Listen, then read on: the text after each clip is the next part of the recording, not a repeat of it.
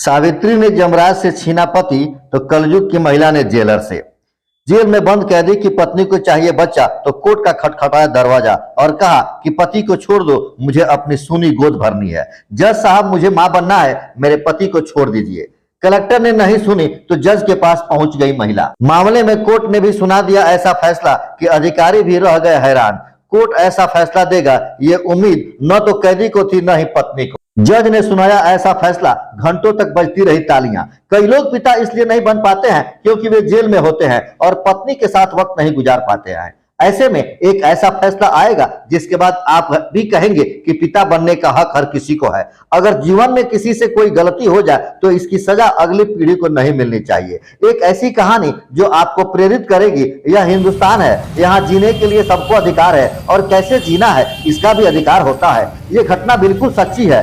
कई बार कोर्ट में ऐसा मामला जाता है कि कानून के पन्ने में उसका समाधान नहीं होता, संविधान में ऐसे सवालों का जवाब भी वर्णित नहीं होते।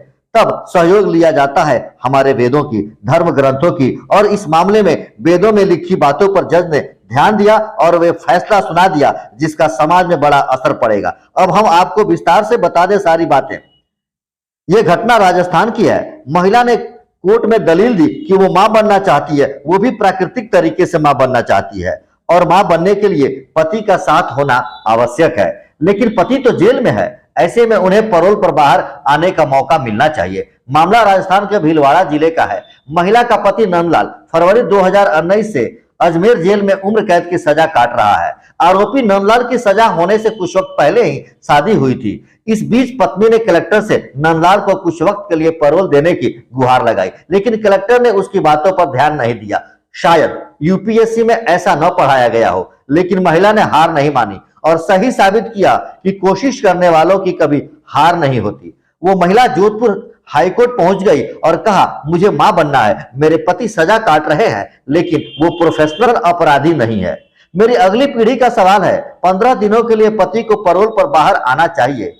ये बात सुनकर सबका माथा घूम गया। जज ने आदेश दिया कि सभी फाइल खोलकर चेक करो कि क्या कभी इस तरह का फैसला दिया गया, लेकिन कुछ नहीं मिला। महिला की बात बेहद गंभीर थी। अगली पीढ़ी और अपने वंश को आगे बढ़ाने के लिए महिला की गुहार को कैसे ठुकराया जा सकता था। फिर जज ने वो कर दिया जिसकी उम्मीद किसी को नहीं थी। कानून के पन्नों में कुछ नहीं मिला। जज को हिंदू सभ्यता की समझ थी। उन्होंने वेदों को देखना शुरू किया। उन्होंने ऋग्वेद और वैदिक काल से कुछ उदाहरण लिए और सुना दिया कुछ ऐसा ऐतिहासिक फैसला।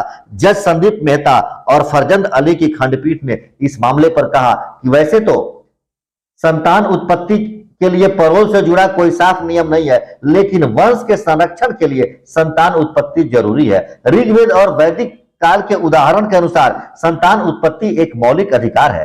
पत्नी की शादीशुदा जिंदगी से संबंधित यौन और भावनात्मक जरूरतों की रक्षा के लिए 15 दिन की पैरोल दी जाती है। धार्मिक आधार पर हिंदू संस्कृति में गर्भधारण 16 संस्कारों में से एक है।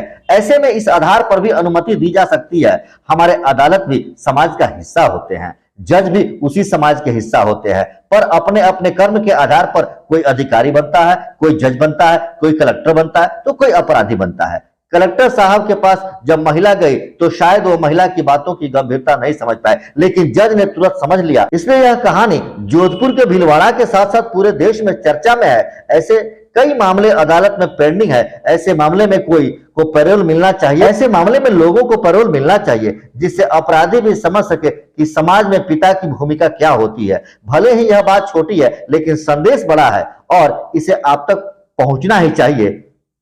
अगर यह वीडियो अच्छी लगे तो इसे लाइक, कमेंट और शेयर जरूर करेंगे। धन्यवाद।